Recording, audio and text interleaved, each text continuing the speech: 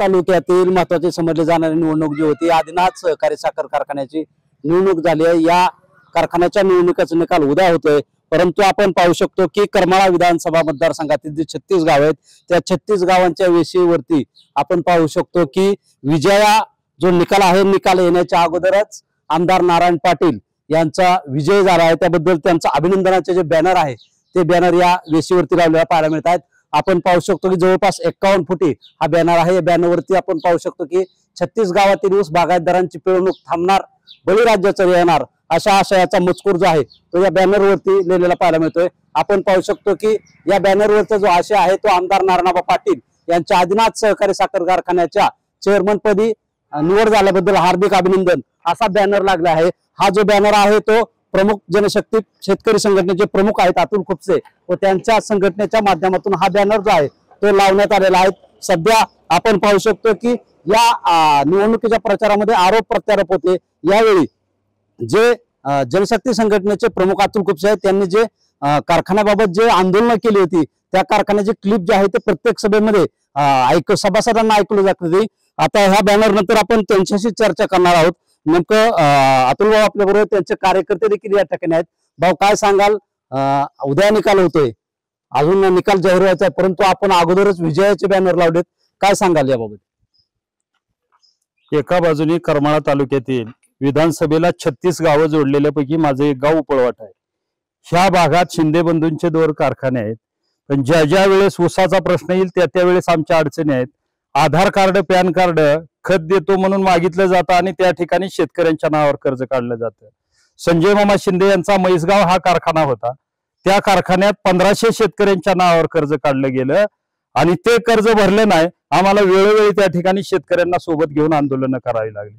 मग अशा प्रसंगी जर कष्टानं पिकवलेला ऊस असेल, घामाचा ऊस असेल, घाम गाळून कष्ट करणारा शेतकरी ज्याच्या बरोबर कुठल्याही प्रकारची ज्याला बेमानी येत नाही, इमानदारीने प्रामाणिकपणे कष्ट करणारा शेतकरी, एका बाजूने त्याची आर्थिक नाडी कुठली असेल तर कारखाना, पण ह्या ठिकाणी कारखान्याच्या माध्यमातून राजकारण केलं जातं आणि सर्वसामान्य गरीब शेतकऱ्याची पिळवणूक करमाळा मतदारसंघाला जोडलेले हे 36 गावांची केली जाते। त्याच्यामुळं आज उद्या होणारा निकाल जो नारायणआबा पाटील जे या तालुक्याचे आमदार आहेत त्यांच्या बाजूने येणार आहे आणि नारायणआबा पाटलांची निवड या ठिकाणी चेअरमन पदी होणार आहे।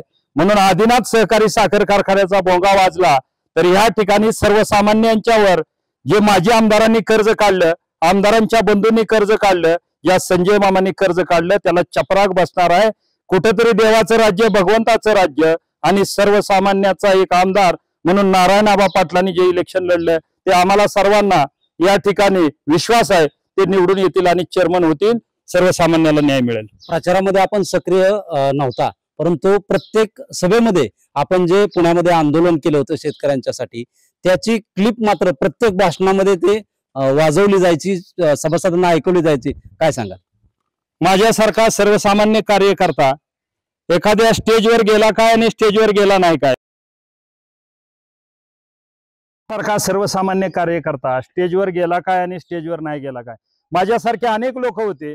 मी शेतकरी संघटनेतला एक चळवळीतला कार्यकर्ता आहे, परंतु बागल गटासारखा एक मोठा गट आहे ज्यांच्या 2-2 कारखाने ताब्यात होते, आदिनाथ सारख्या कारखान्यावर त्यांची सत्ता होती। त्यांनी अचानक त्या ठिकाणी निवडणुकीतून माघार घेतली, पण त्यांचा गुप्तपणे पाठिंबा कोणाला होता तर आमदार नारायणआबा पाटील यांना होता। असे माझ्यासारखे अनेक कार्यकर्ते आहेत ज्यांचे आशीर्वाद, ज्यांच्या शुभेच्छा आमदार नारायणआबा पाटलांसोबत आहेत। म्हणून आम्हाला विश्वास आहे ह्या ठिकाणी की आम्ही आमच्या कार्यकर्त्यांना बी नारायणआबा पाटील यांचं काम करायला सांगितलं होतं आणि माझ्यासारख्या अनेक लोकांनी, अनेक कार्यकर्त्यांनी भरभरून प्रेम नारायणआबाला दिलं। म्हणून नक्कीच तुम्हाला सांगतो उद्याचा येणारा निकाल हा 100% नारायणआबा पाटील यांच्या बाजूने असेल आणि नारायणआबा पाटील आदिनाथ कारखान्याचे चेअरमन होतील। उद्या निकाल होतोय, अजून अद्याप निकाल व्हायचा तरी देखील आपण विजयाचा बॅनर लावलाय, त्याबद्दल काय सांगाल? सर्वसामान्य माणसाची पिळवणूक, सर्वसामान्य माणसाची छळवणूक, एका बाजूने चोरी करणारे दरोडेखोर आपण पाहिले, घर फोडणारे दरोडेखोर पाहिले, पण आधार कार्ड आणि पॅन कार्ड घेऊन संजय शिंदे सारखा बँकेवर दरोडा घालणारा, सर्वसामान्य शेतकऱ्यांना दरोडा घालणारा, दरोडा टाकणारा असा संजय शिंदे माढा तालुक्याची बॉर्डर उभारून करमाळा तालुक्यात जातो आणि आमदार होतो। एक वेळ करमाळा तालुक्यातील जनतेने बघितलं, पण दुसऱ्या वेळेस करमाळा तालुक्यातील जनता, आम्हाला विश्वास आहे की संजय मामाला फसणार नाही, आपला आधार आणि पॅन देणार नाही आणि त्या ठिकाणी त्याला दरोडा घालण्यापासून वाचवणार. एक राजाचा पोरगा राजा होऊ शकत नाही, सर्वसामान्य माणसाचा पोरगा, की ज्या आमदाराच्या नारायणआबा पाटलांच्या वडिलांनी 14 वर्ष चप्पल घातली नाही, ज्या गोविंद बापूंनी ही संस्था उभा केली, त्यांच्या मुलाच्या ताब्यात म्हणजे आमदार नारायणआबा पाटलांच्या ताब्यात नक्कीच लोक कारखाना देतील. बॅनर बाबत काय सांगायला लावलं? आता आज बॅनर लावला आणि उद्या लावला काय, आज एवढा उत्साह आणि एवढा आत्मविश्वास या ठिकाणी कार्यकर्त्यांकडे आहे ते आम्ही सांगू शकतो की आतापासूनच आम्ही जल्लोष चालू केलेला आहे. का तर सर्वसामान्यांची आर्थिक नाळ आहे ती कारखान्यासोबत आहे, सर्वसामान्यांचा गरिबाचा ऊस जाणार आहे. म्हणून ह्या जल्लोषापोटी आमच्या एक शुभेच्छा, एक आशीर्वाद म्हणून आम्ही नारायणराव पाटील यांचा नक्कीच आपण पाहतोय की जवळपास हा 51 फुटी बॅनर लावल्यानंतर संपूर्ण करमाळा विधानसभा मतदारसंघामध्ये निवडणुकीच्या निकाला अगोदरच विजयाचे बॅनर लागल्यानं सध्या एक चर्चेचा विषय पाहायला आपल्याला मिळतोय. शीतलकुमार मोठे, TV9 मराठी, करमाळा.